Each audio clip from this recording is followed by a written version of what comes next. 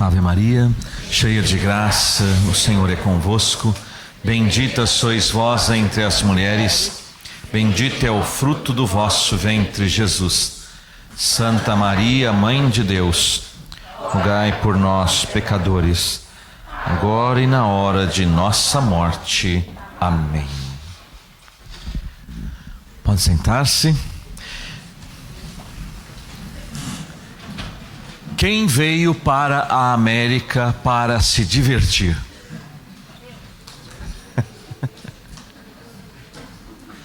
Só ela aqui. Faz tempo, né? Quem veio por causa de trabalho? Levanta a mão. É isso, né? E um dos temas também que perpassa o nosso retiro é a questão do trabalho, né? A família e o trabalho. Eu vou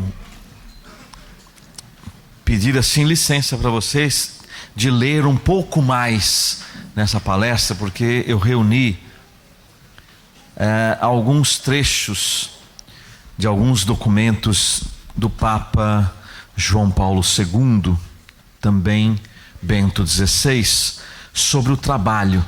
Nós sabemos que houve um encontro mundial das famílias em Milão, em 2012.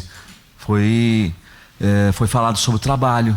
Era a família, o trabalho, falou sobre o domingo, falou sobre o lazer, né? Então tem alguma coisa muito interessante de Bento XVI. Como que é essa nossa relação família e trabalho, e o que a igreja pode nos dar de luz, né? Porque se nós não colocarmos a luz de Deus sobre a nossa atividade de trabalho, ele perde o sentido, né? Perde o sentido. E o trabalho humano, ele tem um sentido desejado por Deus. João Paulo II escreve assim no documento Laborem Exercens, né? O exercício do trabalho. O trabalho constitui o fundamento sobre o qual se edifica a família, a vida familiar. Fundamento sobre o qual se edifica a vida familiar, que é um direito fundamental e uma vocação do homem. Estas duas esferas de valores, uma conjunta ao trabalho e a outra derivante do caráter familiar da vida humana, devem unir-se entre si e compenetrar-se de um modo correto, né? Então vejam que logo nessa passagem, João Paulo II deixa claro duas ideias. O trabalho é o fundamento da vida familiar. E trabalho e vida familiar precisam equilibrar-se, né? Se estiver desequilibrado, não estará dentro de uma sadia relação. Na palavra de Deus, em Gênesis 1, 27, um versículo bem curtinho, está lá na obra da criação. Deus, 27 e 28, Deus criou o homem à sua imagem, criou a imagem de Deus, criou o homem e a mulher. Deus os abençoou. Frutificai, disse ele, e multiplicai-vos, enchei a terra e submetei-a. Enchei a terra e submetei-a. Submeter a terra. Depois, no capítulo 3, nós temos o relato do pecado original e da condenação da serpente. Adão e Eva foram expulsos do paraíso. E muitas vezes, por causa de Gênesis 3, acabamos dizendo, muitas pessoas dizem, e até acreditam nisso, que o trabalho é uma maldição, né? Que Deus amaldiçoou o trabalho, porque Adão e Eva estavam no paraíso, vida boa. Pecaram, Deus expulsa e vai dizer para Adão: você terá que ganhar o pão de cada dia com o suor do seu rosto. Aí a gente acha que Deus amaldiçoou o trabalho, mas o trabalho é bênção, o trabalho não é amaldiçoado. A não ser que ele seja um trabalho desonesto. Aí não tem bênção em desonestidade, né? Em corrupção, né? O Papa Francisco tem falado muito disso. Corrupção é pecado grave, né? Então não tem trabalho desonesto e corrupto que seja abençoado. Aí esse é amaldiçoado. Mas o trabalho em si, ele é bênção. Ele não está amaldiçoado. Deus não amaldiçoou o pecado. A terra e as atividades humanas foram amaldiçoadas por conta do pecado. Adão e Eva perderam a amizade com Deus, né? E Jesus, o novo Adão, é aquele que vem recapitular todas as coisas. Efésios 1:10. Cristo é aquele que recapitula, né? Recapitular vem de caput, de cabeça, né? Ele vem encabeçar todas as coisas. Esse é o trabalho redentor de Cristo. E no final de todas as coisas, na segunda vinda, sobretudo, então ele recapitula. Ou seja, ele vai reorganizar todas as coisas, porque ele é a cabeça de todas as coisas. Então ele vem reorganizar as coisas, os relacionamentos que o pecado deixou caóticos. O pecado gerou um caos no mundo. Então Jesus é que, com a sua obra redentora, e depois ele vai coroar isso com a sua segunda vinda, ele vai recapitular todas as coisas. Ainda nesse mesmo documento do Papa João Paulo II, ele diz assim: partindo do conteúdo global da mensagem evangélica e sobretudo do fato de aquele que, sendo Deus, se tornou semelhante a nós em tudo, está falando de Jesus, né? Sendo Deus, se tornou semelhante a nós em tudo, ter passado a maior parte dos anos da sua vida sobre a terra junto de um banco de carpinteiro, dedicando-se ao trabalho manual. Já pensamos nisso? O ministério que nós conhecemos de Jesus, o ministério público dele, durou 3 anos. Jesus morreu com 33. O que ele ficou fazendo nos outros 30? Lógico que teve a infância dele, mas a maior parte da vida de Jesus ele passou trabalhando com José. Trabalhando, exercendo um trabalho. Então ele, sendo Deus, se igualou a nós, menos no pecado, inclusive se igualou a nós no trabalho.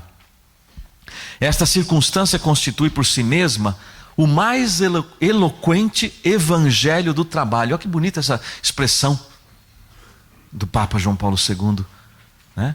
Quando nós olhamos Jesus, e ele era conhecido como o filho do carpinteiro. O filho do carpinteiro. Ele se daria bem em Danbury, né? O filho do carpinteiro. Este é o evangelho do trabalho, diz João Paulo II. Aí se torna patente que o fundamento para determinar o valor do trabalho humano não é, em primeiro lugar, o gênero de trabalho que se realiza, mas o fato de aquele que o executa ser uma pessoa. Ou seja, não importa o que você faz, qual é a sua atividade laborativa, qual é o seu trabalho, não importa. O que dá dignidade ao seu trabalho é o fato de você ser uma pessoa humana. Aí está a dignidade. Se é alguém que trabalha limpando casa, ou limpando chaminé, ou trabalha na construção, ou de repente é um advogado, um engenheiro, um médico, não tem diferença. A dignidade do trabalho não é definida pela sua atividade, mas pela pessoa humana. Aí está a dignidade. Porque a pessoa humana, ela é digna sempre, em qualquer condição em que ela estiver, porque ela é pessoa. As fontes da dignidade do trabalho devem ser procuradas, sobretudo, não na sua dimensão objetiva, mas na sua dimensão subjetiva. Subjetivo diz respeito ao sujeito, à pessoa. Objetivamente é o trabalho. Subjetivamente é a pessoa. Independe da atividade que ela realiza. Continuando aqui, João Paulo II. É muito rico isto, né? Não tem como eu simplesmente só falar com as minhas palavras, porque eu não tenho autoridade de João Paulo II, então nós precisamos ler. É um momento de estudo também. Ler João Paulo II, receber essa orientação dele, porque ele se preocupou muito, né? A doutrina social da igreja tem mais de 100 anos, né? Leão XIII, Rerum Novarum, primeiro documento sobre a doutrina social da igreja, um papa manifestando a preocupação com os trabalhadores. E daí vem. Então depois João Paulo II escreveu alguns documentos quando se comemorava 40, 50 anos da Rerum Novarum, enfim, ele foi 90 anos, 100 anos, né? Centésimos anos ele escreveu, né? Centésimos anos comemora 100 anos da Rerum Novarum, né? Então João Paulo II escreveu muito sobre trabalho. Ele conhece, ele sabe. João Paulo II trabalhou e trabalhou duro. Ele foi o regime comunista e nazista na Polônia na sua época. Ele ia para o seminário escondido quando ele descobriu a vocação dele, né? E ele trabalhou duro na pedreira. Eles quebravam pedra, né? E João Paulo II, ele estava lá na pedreira, quebrando pedra. Foi um dos trabalhos dele, né? Então ele sabe o que sofrem os trabalhadores, sobretudo aqueles que estão sobre um regime mais escravo de trabalho, né? E aí, então ele diz assim,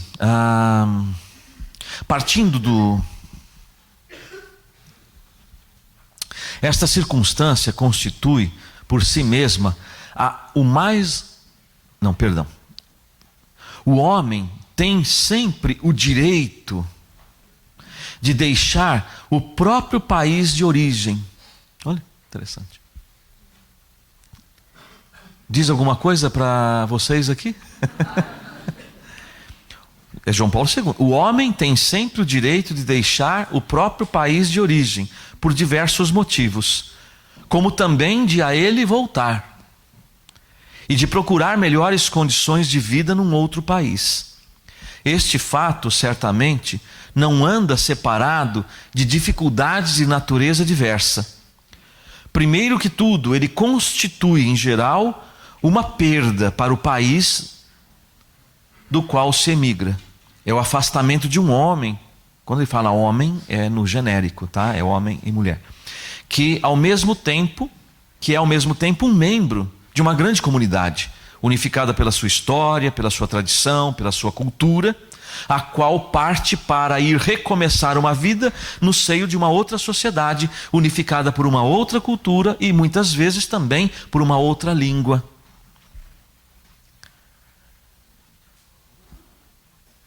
Vejam a preocupação da igreja, através do Papa João Paulo II, Bento XVI se preocupou com isso, o Papa Francisco também. O Papa diz assim, então é um direito, nós temos, é direito da pessoa humana buscar condições melhores, ainda que seja num outro país. O que, logicamente, a igreja vai nos mostrar, e nós vamos ler alguma coisa aqui de Bento XVI também, vamos olhar o trabalho de José, como que nós vamos lidar com o trabalho, com a consciência de que a dignidade do trabalho está na pessoa, é subjetiva e não objetiva, né? E quais as finalidades que nós colocamos para o trabalho, quais são os nossos projetos, quais são os nossos objetivos dentro de tudo aquilo que nós falamos, porque nós não estamos abrindo um parênteses no nosso encontro. O trabalho está ligado com a santidade, o trabalho está ligado com a espiritualidade. E tudo isso precisa ser curado, porque temos muitos vícios, é o que nós vamos ver à tarde. Então tudo está interligado, né?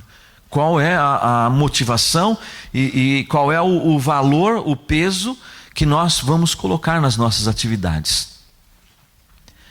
Voltando um pouco, como eu disse ontem, para São José, no dia dele, né? Naquele documento também de João Paulo II, ele escreve assim: o crescimento de Jesus em sabedoria, estatura e graça deu-se no âmbito da Sagrada Família, sob o olhar de José, que tinha a alta função de o criar, ou seja, alimentar, vestir, instruir Jesus na lei e num ofício, em conformidade com os deveres estabelecidos para o Pai. Então José assumiu a responsabilidade de criar Jesus, de alimentar, de vestir.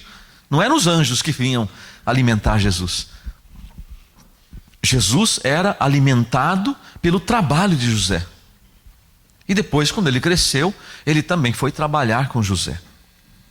No sacrifício eucarístico, a igreja venera a memória da gloriosa sempre Virgem Maria e também de São José, porque foi quem sustentou aquele que os fiéis deviam comer como pão da vida eterna. Olha que bonito.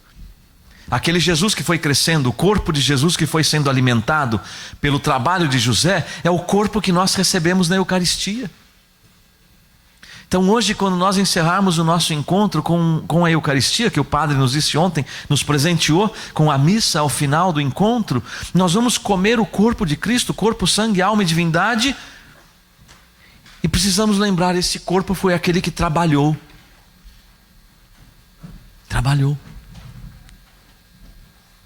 Foi alimentado por José, pelo trabalho das mãos de José, né? Bonito isto. Por sua parte, Jesus era-lhe submisso, correspondendo com respeito às atenções dos seus pais, dessa forma que santificar os deveres da família e do trabalho que ele próprio executava ao lado de José. Então, quando Jesus se faz um filho submisso e obediente, não poderia ser diferente, porque ele sendo Deus, Deus deu as tábuas da lei para Moisés. O quarto mandamento da lei de Deus é honrar pai e mãe. Como que ele não iria ser submisso aos pais? Seria incoerente. Então ele foi submisso. E na submissão, ele quis santificar as atividades da família e do trabalho. Então nessa submissão de Jesus a José, ele santifica o trabalho. Porque Jesus poderia dizer, sou Deus, eu não preciso de trabalho. E eu não preciso do fruto do trabalho do meu pai para sobreviver. Com isto ele santificou o trabalho. Essa é uma dimensão que nós não podemos esquecer. O trabalho tem uma dimensão santificada e santificante. Nós nos santificamos pelo trabalho também. O trabalho não é uma maldição, como nós já vimos. Ele é uma bênção.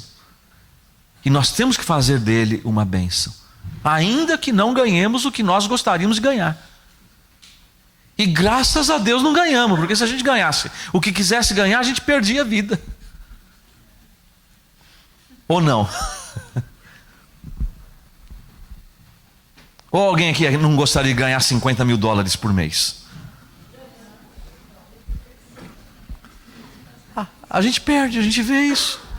As pessoas se perdem. Pouca gente com muito dinheiro, que nem Luiz Martin, não se perdeu. A palavra de Deus diz, a fonte de todo mal no mundo é o dinheiro. Está lá nas cartas de São Paulo.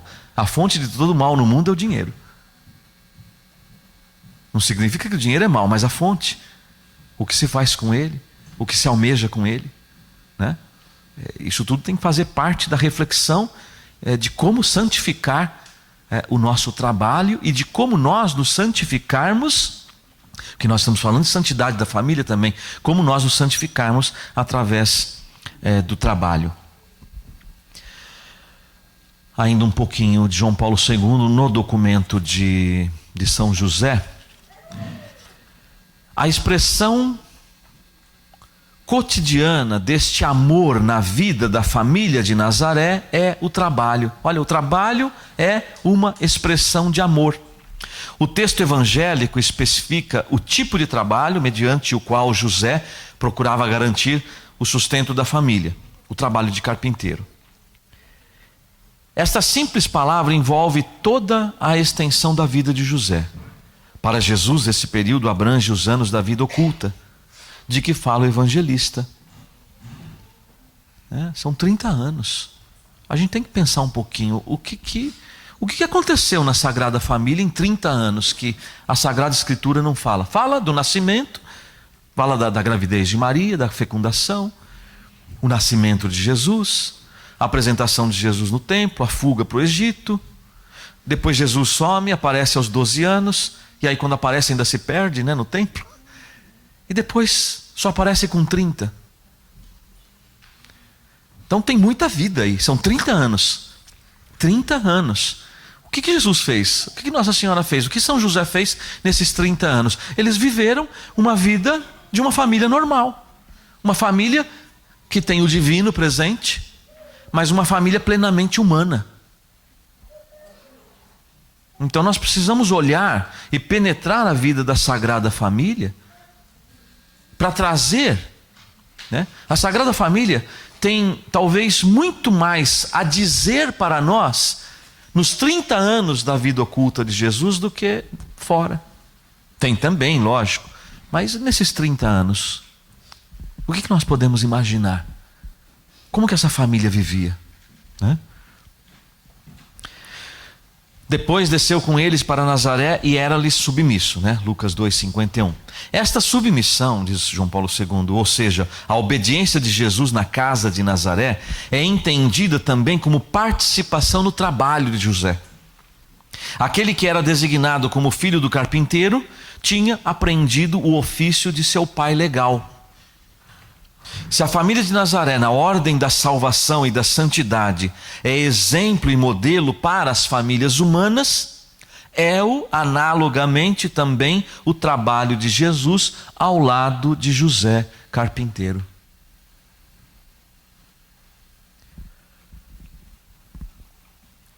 No crescimento humano de Jesus em sabedoria, estatura e graça, teve uma parte notável a virtude da laboriosidade, dado que o trabalho é um bem do homem, que transforma a natureza e torna o homem, em certo sentido, mais homem. O trabalho nos humaniza. O trabalho é um instrumento de humanização do humano. Agora, quando ele é escravo, ou quando nós nos fazemos escravos do trabalho, por conta das aspirações que nós colocamos, quando Deus não é o primeiro a ser servido, então a gente decai na dignidade, né? A importância do trabalho na vida do homem exige que se conheçam e assimilem todos os seus conteúdos para ajudar os demais homens a aproximarem-se através dele, de Deus, Criador e Redentor, e a participarem nos seus desígnios salvíficos, quanto ao homem e quanto ao mundo, e ainda a aprofundarem na sua vida a amizade com Cristo, tendo mediante a fé vivida uma participação no seu tríplice munus, sacerdote, profeta e rei. Olha, o trabalho que nós realizamos deve nos aproximar de Deus e deve aproximar os outros de Deus. Olha que dimensão do trabalho.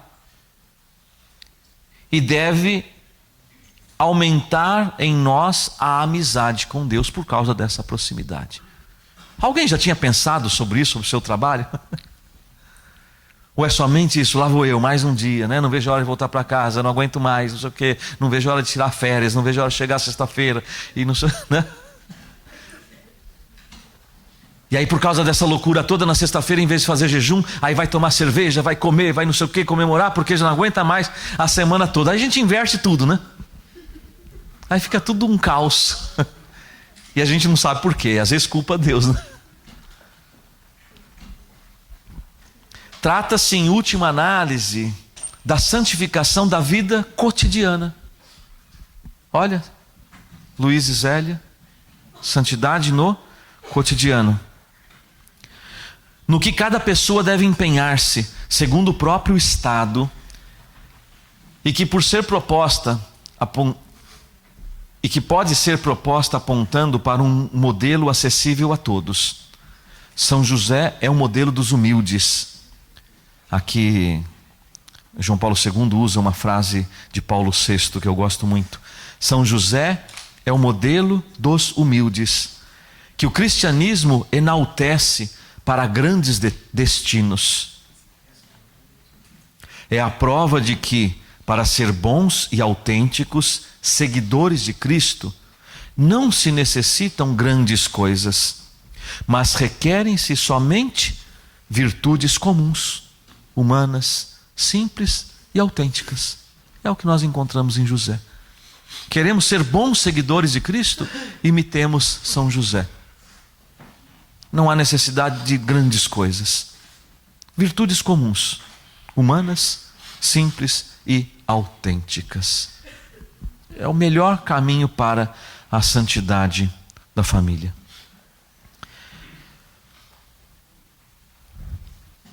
O trabalho no lar, precisamos falar disso também. O nosso grande modelo é Maria, né? Maria, o modelo da mulher. Um trabalho que precisa ser valorizado e compartilhado. Falei um pouco sobre isso ontem, né? Não somente quando a mulher trabalha também fora, mas mesmo quando trabalha somente em casa. Quando ela, Maria, diz: eis aqui a serva do Senhor, se coloca como uma trabalhadora da vinha do Senhor. Maria é também a trabalhadora da vinha do Senhor. Eu já vi muitas mulheres que às vezes preenchendo qualquer tipo de formulário, enfim, em qualquer repartição, às vezes têm vergonha de escrever do lar. Ela gostaria de escrever dólar, não do lar. Ela tem vergonha, porque a do lar, não o dólar, a do lar, ela é desvalorizada. As mulheres hoje, o feminismo colocou isso no mundo, né? O feminismo traz um veneno maligno. Tem conquistas boas, tem, reconhecemos, mas o feminismo que a gente está vendo aí hoje, ele, né, iniciado lá com a tal da Simone de Beauvoir, né, que era terrível. Isso tudo desvalorizou a mulher na sua principal essência, naquilo que Deus criou a mulher. Então a mulher precisa ser valorizada no seu trabalho doméstico. Quando trabalha fora, como disse ontem, temos que ajudar, não tem jeito. Vamos lá, põe um avental e vamos lavar a louça. Vamos trocar fralda, vamos limpar a casa, vamos ajudar, vamos colaborar, né? A mão não cai não. Né? E nem desmunheca. Ninguém deixa de ser homem por lavar louça ou trocar fralda, né? Enfim. Então tem que ser valorizado. Maria era do lar. Zélia era do lar, mas também foi uma empresária. Teve a sua empresa, teve funcionárias, uma empresa doméstica. Ela trabalhava em casa e também administrava o lar. Luísa ajudava nessa administração. Então nós temos esses exemplos. Não significa então agora todas as mulheres têm que ficar no lar. Olha, se conseguíssemos isso dentro do projeto original de Deus, o mundo seria outro. O ideal é que os homens tivessem também toda a dignidade no trabalho, de ganhar um salário digno, sem ter que se matar de trabalhar, para dar uma vida digna para os seus filhos, para a sua família, e a esposa como diz o Salmo, né? A tua esposa no teu lar é como uma vinha fecunda, e os filhos em torno da tua mesa. Rezamos esse Salmo ontem, não desprezando a mulher, pelo contrário, né? Em nome da emancipação da mulher, quanto prejuízo acumulado na vida dos filhos. Talvez nós tenhamos passado prejuízo na nossa vida, porque nossas mães também, de repente, foram trabalhar fora. Né? Hoje. Então, por isso a importância que discutimos aí nos grupos de família, do desafio que temos do tempo, é de ao menos, no mínimo, o pouco tempo que ainda esse mundo louco, essa vida louca nos deixou, é ao menos dar um tempo de qualidade para os nossos filhos. Porque nós estamos falando em tempo de qualidade, que é um remédio para essa loucura que nós entramos, porque não é o ideal. Nós temos que dar tempo de qualidade. Não, nós tínhamos que dar tempo para os nossos filhos. O nosso tempo deveria ser deles. Hoje a gente fala em dar tempo de qualidade porque nós temos pouco tempo. E antes que esse pouco tempo que resta nos seja tirado, e aí o caldo entorna de vez mesmo, aí os filhos vão se perder, porque há uma diferença imensa com os filhos criados com a presença dos pais, com a presença da mãe, sobretudo nos primeiros anos. Eu e a Rosana fizemos uma das melhores opções quando nós namorávamos, noivamos, iniciamos o nosso casamento. 28 anos atrás, nós trabalhávamos os dois. Salário pequeno dos dois, né? Juntando tudo.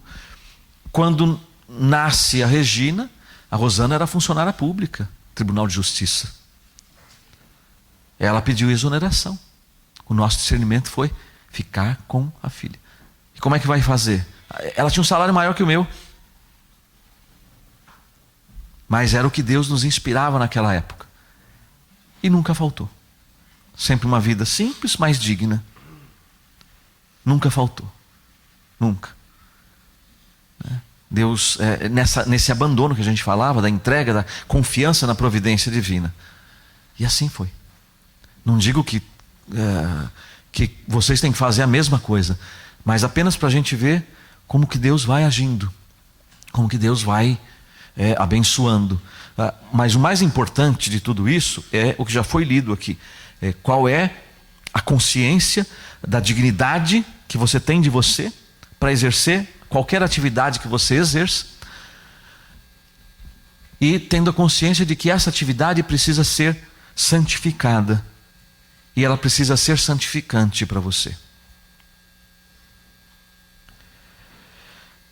Já falei da questão do domingo, o dia do Senhor, é o dia da festa, né? Isso foi o tema do Encontro Mundial das Famílias, que era a festa, o trabalho, a festa, né? E o lazer, se não me engano. A festa é o dia do Senhor. O dia do Senhor, domingo, é o dia por excelência, dia do Senhor. Também o próprio João Paulo II diz que o domingo é o dia por excelência da família, né? Mas no Brasil, sobretudo, aqui também deve ser a mesma coisa. O domingo foi feito também dia de trabalho e dia do futebol. É o mais importante. É o mais importante. Há uma inversão. Não pode ter futebol de domingo? Não, faz parte do lazer que tem direito a família, né? Mas o que nós colocamos em primeiro lugar? O domingo é o dia do Senhor, o dia da família, o dia do descanso, o dia do lazer. Tem que ter uma escala de valores, porque se a gente inverte, o domingo não é mais do Senhor, né? Ele é do Senhor, mas na nossa vida, na nossa família não é, né? E nesse Encontro Mundial das Famílias, em 2012, lá em Milão, na Itália, Bento XVI, ele diz assim: o homem, enquanto imagem de Deus, é chamado também ao descanso e à festa. É o que eu acabei de falar, né? A narrativa da criação termina com estas palavras: concluída no sétimo dia toda a obra que tinha feito, Deus repousou no sétimo dia. De todo o trabalho por ele realizado, Deus abençoou o sétimo dia e santificou-o. Deus também trabalhou, criou o mundo, criou o universo, criou as criaturas, criou o homem e a mulher, e depois descansou. Esse descanso de Deus santificou o sétimo dia. Para nós cristãos, o dia de festa é o domingo, o dia do Senhor, Páscoa da semana. É a Páscoa da semana. João Paulo II ele vai dizer que também é o Pentecostes da semana, porque o Pentecostes aconteceu no domingo, né? Para nós, a Páscoa da semana é o dia da igreja, a assembleia convocada pelo Senhor ao redor da mesa da palavra e do sacrifício eucarístico, como estamos a fazer hoje. Era a homilia de Bento XVI, né, na missa. Para nos alimentar dele, entrar no seu amor e viver do seu amor. É o dia do homem e dos seus valores: convivência, amizade, solidariedade, cultura, contato com a natureza, jogo, desporto. Está vendo? Tudo faz parte, né? É o dia da família, em que se há de viver juntos o sentido da festa, do encontro, da partilha, também com a participação na Santa Missa. Queridas famílias, mesmo nos ritmos acelerados do nosso tempo, não percais o sentido do dia do Senhor. Não perder o sentido do dia do Senhor. É como o oásis onde parar para saborear a alegria do encontro e saciar a nossa sede de Deus. Bento XVI é fantástico, né? Família, trabalho e festa. Agora tá aqui, ó. Esse foi o tema. Família, trabalho e festa. 3 dons de Deus. 3 dimensões da nossa vida que se devem encontrar num equilíbrio harmonioso. Harmonizar os horários do trabalho e as exigências da família, a profissão e a paternidade e maternidade, o trabalho e a festa é importante para construir sociedades com um rosto humano. A harmonia entre família, trabalho e festa ajuda a construir uma sociedade com rosto humano. E o que nós temos hoje é uma sociedade desumanizada, desfigurada, descaracterizada, caricaturizada. Porque não há harmonia entre família, trabalho e festa, colocando Deus em primeiro lugar. A sociedade está ferida, a sociedade está doente. Nós vivemos numa sociedade doente.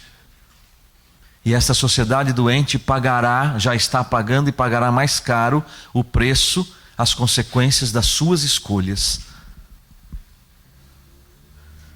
A lei da física, né, aquela lei da ação e da reação, ela vale para tudo na vida. Vale para tudo. Né? Harmonizar os horários, ou melhor, nisto, privilegiai sempre a lógica do ser sobre a do ter. O ser prevalece sobre o ter e sobre o fazer. A primeira constrói, a segunda acaba por destruir. Quando se trabalha só para ter, nós não estamos construindo, somos enganados. A gente pensa que está construindo, mas nós estamos destruindo. É preciso educar-se para crer, em primeiro lugar, na família, no amor autêntico, o amor que vem de Deus e nos une a Ele, e por isso mesmo nos transforma em um nós, que supera as nossas divisões e nos faz ser um só, até que, no fim, Deus seja tudo em todos. E para irmos aqui para a conclusão, o que nós precisamos? Nós precisamos desenvolver uma espiritualidade do trabalho. Eu chego a essa conclusão. Desenvolver uma espiritualidade do trabalho, como? Reconhecendo o que já disse aqui, que o trabalho santifica, nos aproxima da amizade com Deus, pelo modelo de Jesus, Maria e José, e que através dele participamos da obra criadora de Deus. Submetei a terra. Hoje nós é que estamos submetidos ao trabalho. Não, pelo trabalho que tem a capacidade de transformar a natureza, é que nós deveríamos submeter a natureza. Foi a ordem original dada por Deus em Gênesis: submetei a terra. Não. Hoje não, hoje a terra está revoltada com a humanidade. A neve que vinha não vem, vem depois. Lá em São Paulo no verão faz frio, no inverno, lá no Brasil, né, no inverno faz calor. Num lugar chove muito, no outro lugar chove pouco. Ninguém mais, está todo mundo sem entender o que está acontecendo. É a revolta da terra, da natureza, porque o homem inverteu todos os valores e está pagando as consequências. Termino com outra citação de Bento XVI, ainda no encontro, lá no encerramento do Encontro Mundial das Famílias, foi o 7º, lá em Milão, 2012. No livro do Gênesis, Deus confia ao casal humano a sua criação, para que aguarde, cultive e guie de acordo com o seu plano, o seu projeto, a sua vontade. Nesta indicação da Sagrada Escritura, podemos ler a missão que tem o homem e a mulher de colaborar com Deus para transformar o mundo através do trabalho, da ciência e da técnica. O homem e a mulher são também imagem de Deus nesta obra preciosa, que devem realizar com o mesmo amor do Criador. Vemos que nas teorias econômicas modernas prevalece muitas vezes uma concepção utilitarista do trabalho. João Paulo II ele denunciou muito este termo utilitarista. Nós servimos como coisa, somos número que deve agregar lucro. A partir do momento em que nós não geramos lucro, nós não servimos mais para aquele empresário, então somos descartados, nós não somos mais úteis. A pessoa que fica velha, doente, ela não é mais útil, porque ela não produz mais nada, então ela deve ser descartada. Por isso que os países estão aprovando eutanásia, isso é suicídio assistido. E por aí vai. Aborto, eugenia pura. Tem um país, uma notícia que eu vi essa semana, Suécia, bom, não lembro, é um país da Europa, Dinamarca, tem 0 de nascimento de bebês com síndrome de Down, porque eles identificam antes e abortam. A notícia poderia ser maravilhosa, né? 0 nascimentos com síndrome de Down. Nossa, o que será que fizeram, né? Não, eles identificam e abortam. Isso é uma mentalidade utilitarista. A pessoa não tem utilidade, ela precisa ser descartada. É o que diz aqui. Utilitarista do trabalho, da produção e do mercado. Mas o projeto de Deus e a própria experiência mostram que não é a lógica unilateral do que me é útil e do maior lucro que pode concorrer para um desenvolvimento harmonioso, o bem da família e para construir uma sociedade justa, porque traz consigo uma competição exasperada, fortes desigualdades, degradação do meio ambiente, corrida ao consumo, mal-estar nas famílias, por aí vai. Antes, a mentalidade utilitarista tende a estender-se também às relações interpessoais e familiares, reduzindo-as a convergências precárias de interesses individuais e minando a solidez do tecido social. A gente acaba sendo educado ou mal educado nesse ambiente. E nós descartamos as pessoas nas relações. Antes era o namoro, depois veio o ficar. Agora tem uns outros termos aí que, né? Oi? Então.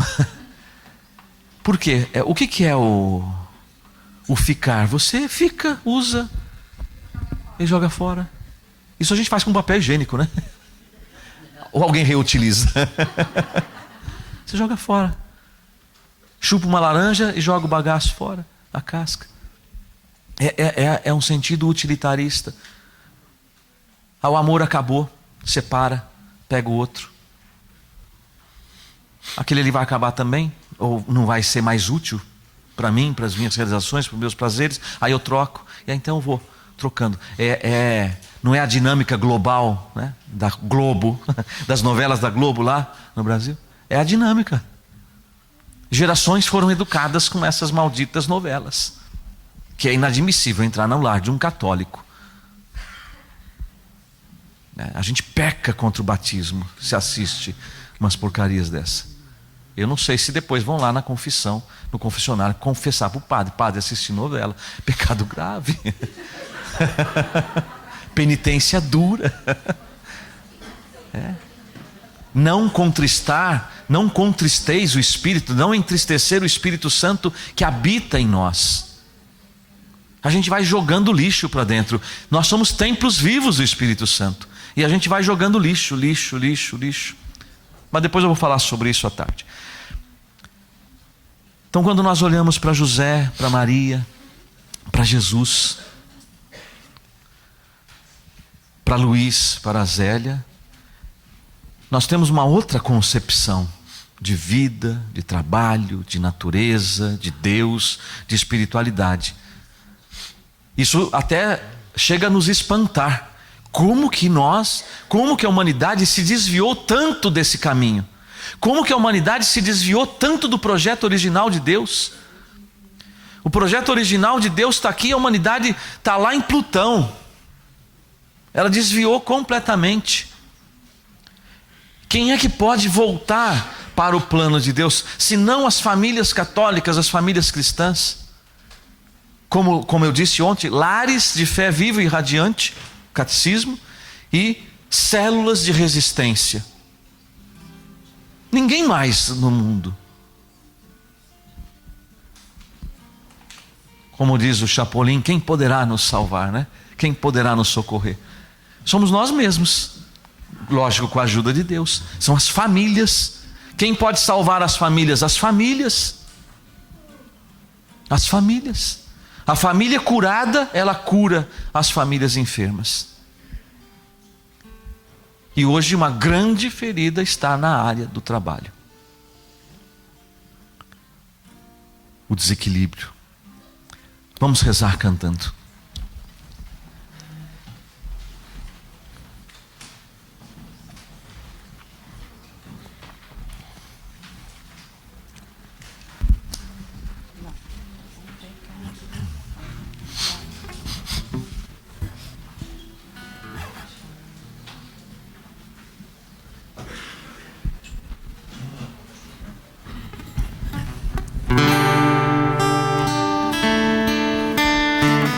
Vai pedindo para o Senhor, ajuda-me, Senhor, a reequilibrar minha vida, a reequilibrar a vida da minha família, do trabalho, da relação com o trabalho, com o dinheiro.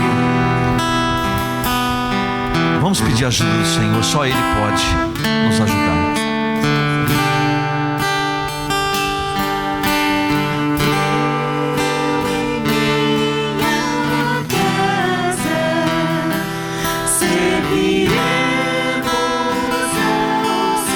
Colocando Deus em primeiro lugar.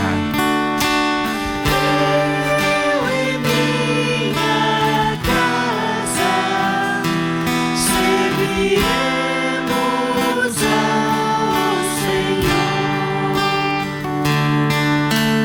Deus não quer nos condenar, quer de nós uma decisão. Para o nosso bem, pra nos salvar. Pergunta hoje então: A quem nós queremos servir? a quem você quer servir? Deus, o primeiro a ser servido. A quem você quer servir? A quem você quer servir? A quem você quer servir? Eu em minha casa serviremos ao Senhor. Proclame isso, toda a vontade do seu coração. Eu em minha casa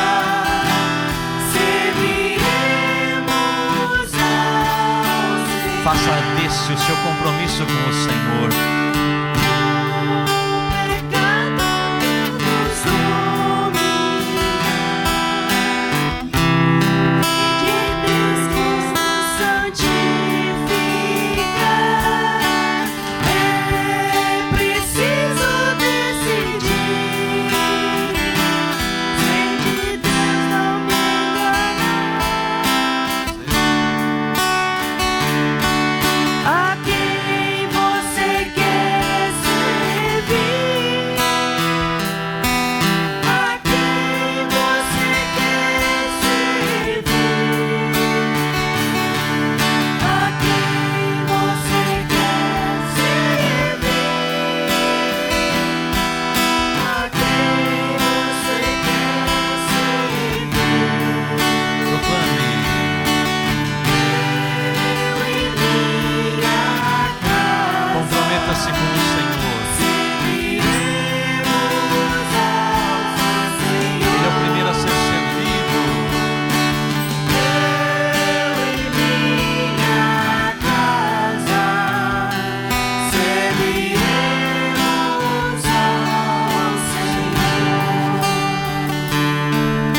minha casa serviremos ao Senhor. Eu e minha família serviremos ao Senhor. Eu e o meu trabalho serviremos ao Senhor. Eu e o meu dinheiro serviremos ao Senhor. Tudo que diz respeito à minha vida e à minha família, serviremos ao Senhor. Ajuda-nos, São José. Vem em nosso auxílio neste dia em que a igreja te recorda. São José, nosso Pai, São José, nosso protetor. São José, patrono da igreja e patrono das famílias. Ajuda-nos, São José.